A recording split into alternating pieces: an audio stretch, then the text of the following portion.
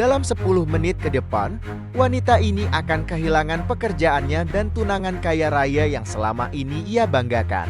Dan semua itu berawal dari penghinaan yang ia lontarkan kepada nenek miskin yang sedang berdiri di depannya.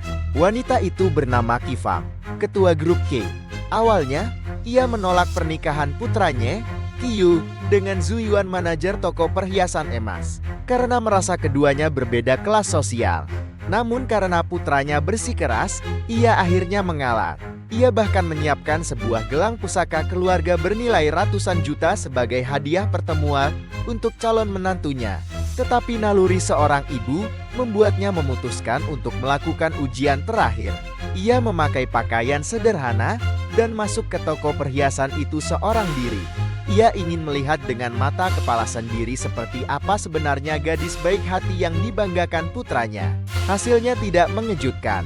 Zhu Yuan hanya butuh satu pandangan untuk menilai nilainya. Seorang nenek miskin yang berpakaian murahan. Ia membentak para pegawai dan melarang mereka membuang waktu melayani pelanggan seperti itu. Qifang dengan tenang berpura-pura menjadi seorang ibu biasa yang ingin membeli perhiasan untuk pernikahan putranya sambil mengamati semuanya. Rasa meremehkan Zhu Yuan semakin menjadi-jadi, berubah menjadi penghinaan terang-terangan. Ia menyombongkan bahwa ia akan menikah dengan keluarga kaya, bahwa tunangannya adalah Qiyu, manajer umum grup K, dengan kekayaan miliaran.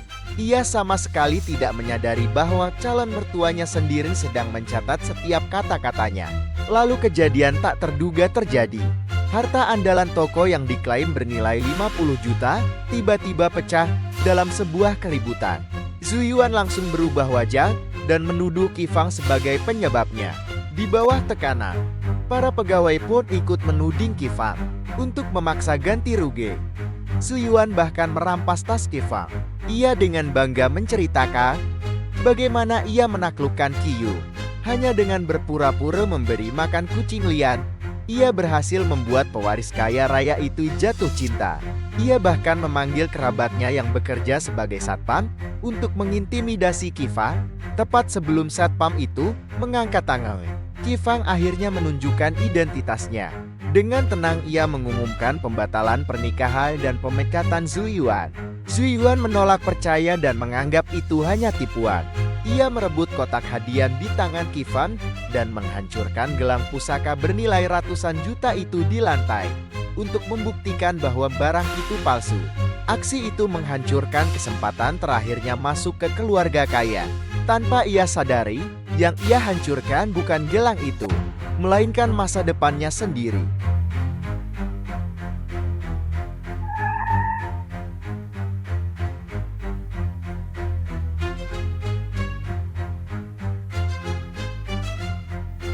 Halo, Presiden Qi.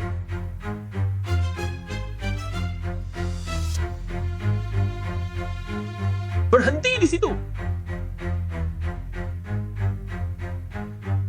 Ibu, kenapa sih ibu nggak pernah ngizinin aku buat kuliah? Dia itu cuma manajer di salah satu toko emas milik grup kita. Statusnya jauh banget sama kamu. Dia nggak pantas buat kamu. Lagi pula kamu sendiri. Bagaimana kamu tahu dia nggak mendekati kamu cuma karena kamu pewaris grup Qi? Itu nggak mungkin. Shuyan bukan tipe orang kaya gitu. Dia gadis paling baik yang pernah aku kenal. Ibu bahkan belum pernah ketemu dia, tapi sudah menilainya seburuk itu. Itu cuma prasangka. Ibu melakukan semua ini demi kebaikanmu. Aku ibumu. Mana mungkin ibu mau menyakiti kamu? Ibu selalu bilang ini demi aku. Tapi pernah nggak sih ibu benar-benar memikirkan perasaanku? Dari aku kecil, semua hidupku ibu yang atur. Sebagai anakmu, aku nggak punya hak buat cari cinta sendiri. Pokoknya, mau ibu setuju atau enggak, aku akan tetap nikahi Shu Yuan. Dia satu-satunya wanita yang akan aku nikahi. Mati kau!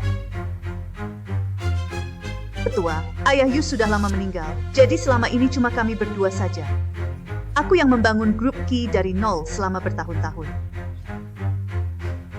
Sekarang grup Qi maju pesat. Tapi aku tahu aku masih banyak berhutang pada Anda. Ketua, Tuan Muda Qi sudah besar sekarang. Dia berhak menentukan kebahagiaannya sendiri. Kamu benar. Anakku sudah dewasa sekarang. Kalau dia memang yakin dengan gadis itu, aku akan dukung dia. Tonghua, bilang ke mereka aku mau makan malam-malam ini bersama dia dan calon istrinya. Kita bicarakan soal pernikahan. Aku ingin memberikan anakku pesta pernikahan yang megah dan tak terlupakan. Baik, tapi sebelum itu, aku mau ke toko emas dan kenal dia dulu. Calon menantuku.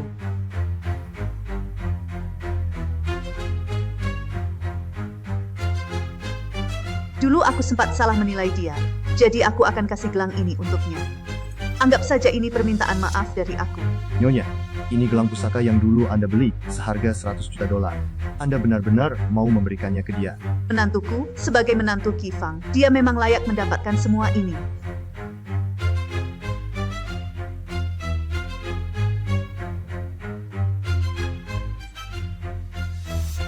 Aku akan masuk sendiri.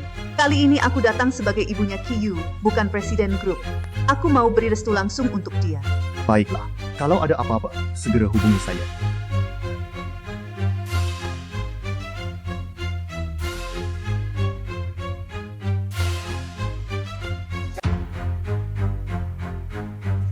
Selamat siang, Bu.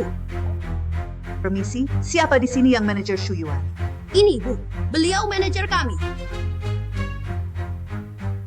Dia anggun, tenang, perempuan muda yang terhormat. Memang cocok sekali untuk anakku. Selain gelang ini, pilihkan juga beberapa perhiasan emas yang bagus untuknya. Kita lengkapi saja dengan 5 perhiasan emas.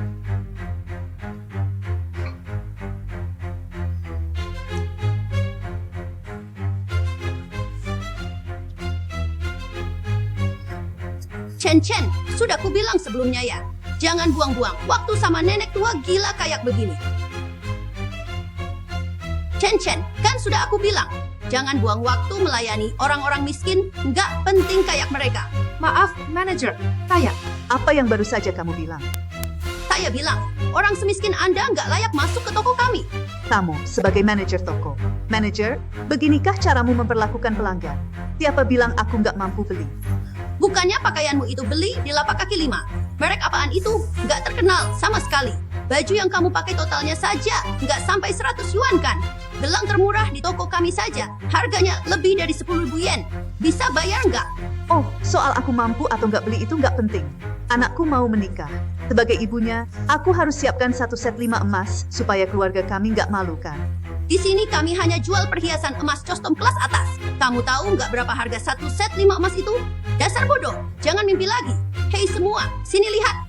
Nenek tua miskin ini benar-benar mikir bisa beli 1 set 5 emas di toko kita. Nenek, kamu harus tahu batas dirimu. Ini bukan pasar murah buat orang miskin belanja. Masa kamu mau jual semua harta demi menikahkan anakmu? Sungguh menyedihkan. Ya, apalagi yang bisa aku lakukan? Anakku jatuh cinta sama perempuan yang sombong dan cuma mementingkan penampilan. Ya, anakmu juga cundang. Beda dengan tunanganku. Masih muda, tapi sudah jadi manajer umum grup Ki. Nilainya miliaran. Aku sebentar lagi menikah, tahu? Kau itu beruntung, nenek tua.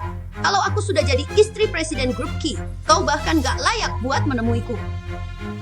Kalau kamu memang yakin, apa kau pasti bakal direstui ibu mertuamu? Tentu saja. Beliau sudah bilang ke aku, calon ibu mertuaku undang kami makan malam-malam ini, khusus buat bahas pernikahan. Kak Yuan, sebentar lagi jadi orang kaya nih. Jangan lupakan kami, para saudaramu. Kak Yuan, nanti jangan lupa bantu-bantu aku ya. Aku bakal ikut kemanapun kakak pergi. Nenek tua, cepetan minta maaf ke Kak Yuan. Kalau enggak, nyesel loh nanti. Yuan, kenapa sih bikin masalah terus? Mending ngalah aja, minta maaf, daripada makin runyam. Gitu ya? Saya juga mau lihat apa yang bisa mereka lakukan ke saya.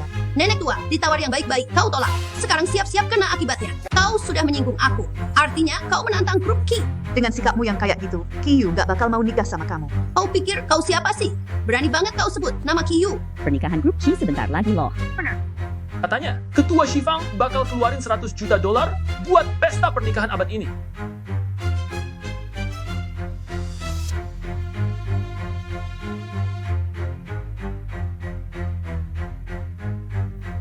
$100 juta cuma buat pesta nikahan.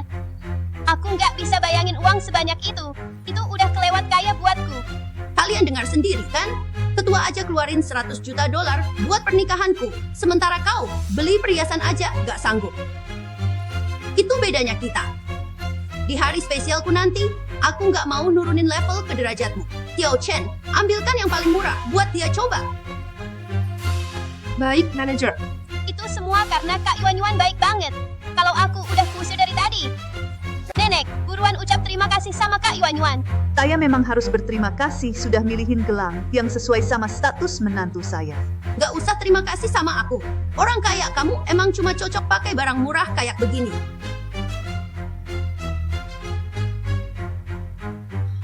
Gak usah dicoba deh. Kayaknya barang murah gini aja masih terlalu bagus buat dia sekarang.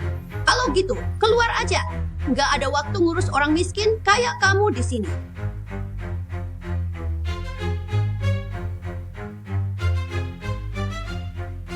Kau pikir lagi ngapain, nenek tua?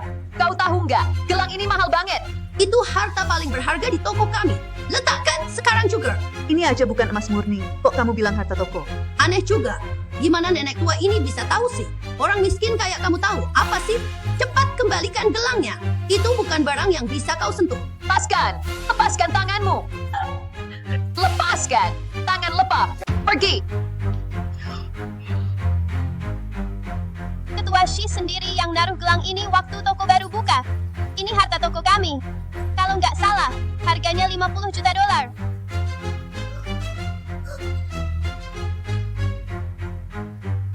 Kalau sampai gelangnya rusak gimana?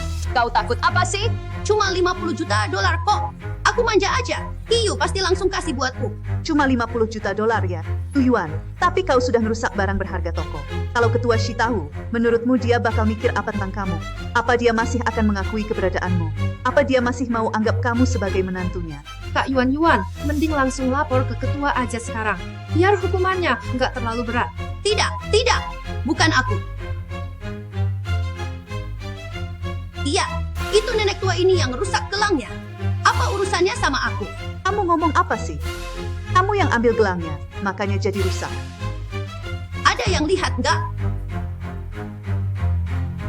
Tapi jelas kok begitu. Ya, kita semua lihat kok. Memang nenek tua itu yang melakukannya. Benar, memang nenek tua ini pelakunya. Kenapa Kak Yuan yang disalahin? Kalian semua, maksudnya apa sih? Nenek tua, hari ini kamu nggak akan pergi sebelum bayar. Tasmu kelihatannya penuh banget. Pasti banyak duitnya. Serahkan sini. Kau nggak pantas punya itu. Penyihir tua yang keras kepala. Lepaskan. Hei, lepaskan. Kalian semua ngapain liatin aja? Kalian nggak mau nolongin, apa? Tapi nenek itu kan udah tua banget. Gimana kalau beneran terjadi sesuatu ke dia? Takut apa sih? Suamiku itu manajer umum grup Kilo. Kalau sampai ada apa-apa, dia pasti bakal lindungin aku. Kalau kalian nggak bantu aku, bakal nyesel nanti. Sebaiknya kamu pikir dulu akibat dari perbuatanmu itu. Akibat? Kenapa aku harus takut sama? Akibat kalau cuma berurusan sama nenek miskin kayak kamu. Kak Yuan, sudahlah biarin aja bibi itu pergi. Bagaimana kalau benar-benar terjadi sesuatu yang buruk? Ini dia. Dasar pengkhianat bermuka dua. Kalau kita membiarkannya pergi begitu saja dengan 50 juta dolar ini, apa kamu yang mau bayar? Suyuan, baru hari ini aku benar-benar melihat aslimu. Kau memang tidak tahu malu. Kalau Kiyu tahu, dia tidak akan pernah menikahimu. Dasar nenek tua, berani-beraninya kamu mengataiku. Siapa kamu kira dirimu ini?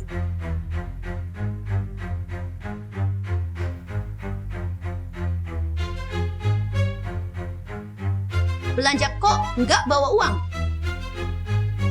Nggak bawa uang, nggak bawa kartu, ponsel pun ponsel jadul. Mau dapat gratisan di sini ya? Aku nggak pernah perlu bawa uang kalau ke sini.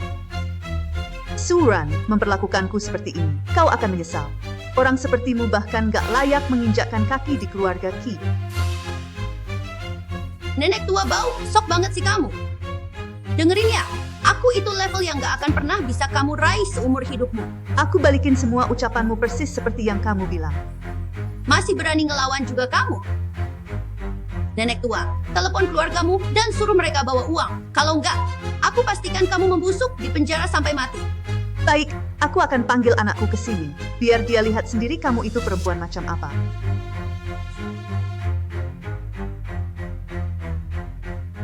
Mama, Nah, ibu lagi di toko perhiasan dekat Kuan Fu. Datang ke sini. Ibu mau tunjukkan sesuatu yang bakal bikin kamu kaget. Mama, Bukankah Mama sudah setuju kita menikah? Terus kenapa Mama malah ke toko dan nyusahin Shuyuan? Dia itu orang baik. Ma, jangan bikin hidupnya tambah susah. Ya, Ma, dia nggak seperti yang Mama tuduhkan. Mama sudah jelas-jelas setuju kok.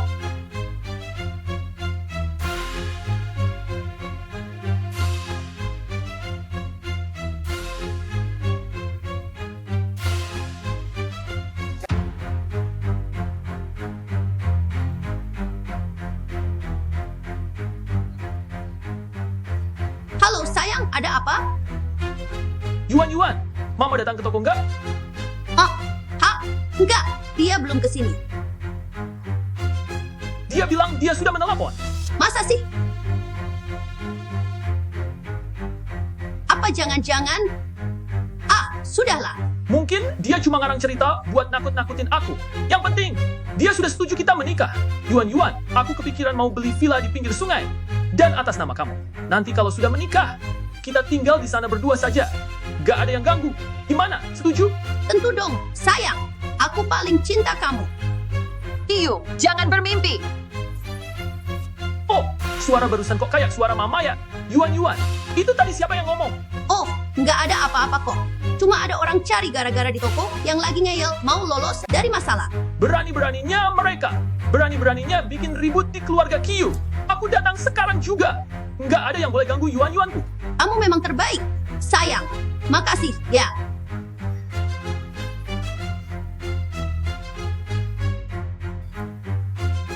Kamu dengar sendiri, kan? Kiyu bakal pindah sama aku dan beliin aku villa di tepi sungai. Wow, Kak Yuan. Aku udah duga kamu pasti bisa. Kak Yuan, kamu benar-benar bisa menaklukkan Presiden Qi. Gimana sih caranya? Aku cuma kasih makan kucing liar di depannya. Kiyu langsung jatuh cinta kayak anak anjing. Lain kali aku ajarin kalian semua cara dapetin suami kaya. Toko perhiasan segede ini, mustahil nggak ketemu cowok kaya. Su Yuan, apa kamu benar-benar sama Kiyu cuma demi uangnya? Dia itu benar-benar tulus cinta sama kamu. Apa kamu gak punya sedikit pun perasaan buat dia? Kiyu itu cuma sugar daddy buat aku. Ngapain aku harus punya perasaan sama dia? Tampak kayak kamu gak pantas jadi menantu keluarga Qi. Terserah, kamu mau ngomong apa. Kiyu sebentar lagi juga sampai. Kali ini kamu benar-benar tamat. Berani ganggu keluarga Qi, aku bakal hancurin hidup kamu. Yang bermasalah itu bukan aku, tapi kamu. Dasar nenek sihir tua. Nyari gara-gara lagi, ya? Sepertinya aku harus kasih kamu pelajaran hari ini. Biar tahu akibatnya kalau macam-macam sama aku. Satpam. Mana Satpam di sini? Cepat masuk. Hajar dia sekalian. Satpam, Lao Su itu setengah hidupnya kerja di bawah aku. Dia teman lamaku. Begitu dia datang, kamu bakal lihat sendiri betapa besar salahmu. Ada apa ini? Hah?